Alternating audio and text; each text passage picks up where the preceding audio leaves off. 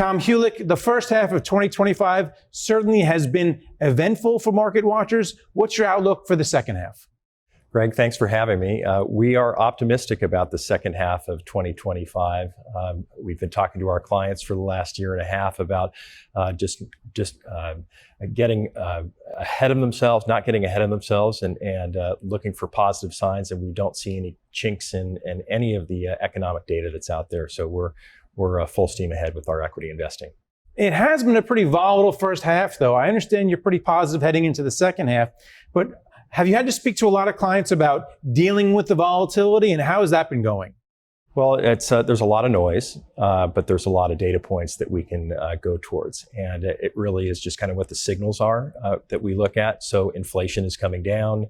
We know that interest rates will eventually come down. Consumer sentiment remains strong. Those are kind of the data points that we look at. And then when we educate our clients to avoid the narrative and the noise, we remain optimistic. So we focus on the optimism. So you're watching those data points, and the Fed is watching them as well, and they have a number of meetings coming up. So what do you think the Fed is going to do throughout the rest of 2025? Some people say they're not going to move at all.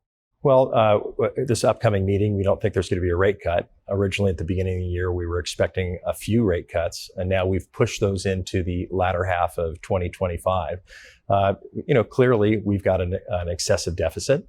We need to address it. Bringing interest rates down would be important. But the Fed's mandate is inflation, and inflation is under control. And so we think that eventually there will be a rate cut. And one area that you watch quite closely is the healthcare sector. Why is this a good place for investors to make money?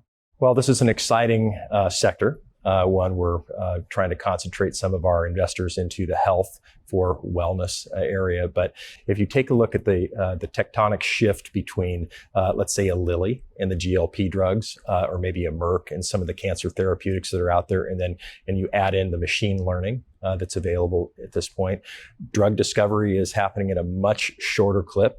And we think it's a very exciting time to be in the healthcare industry.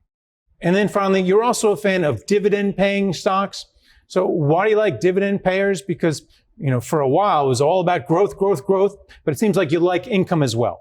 Well, we've had an optimistic outlook for a couple of years, but eventually the market shifts and you need to become a little bit defensive.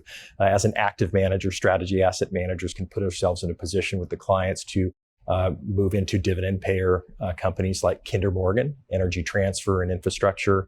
How about a company like Lockheed Martin, which is going to be very important in the news today. And then Altria, all very strong companies, strong cash flow, strong dividend payers. And then we could immediately shift back into some of the growth companies that we talked about as well. But these are very good companies to have in a defensive portfolio right now. All right. Well, thanks a lot for coming on and talking about it. Thank you very much, Greg.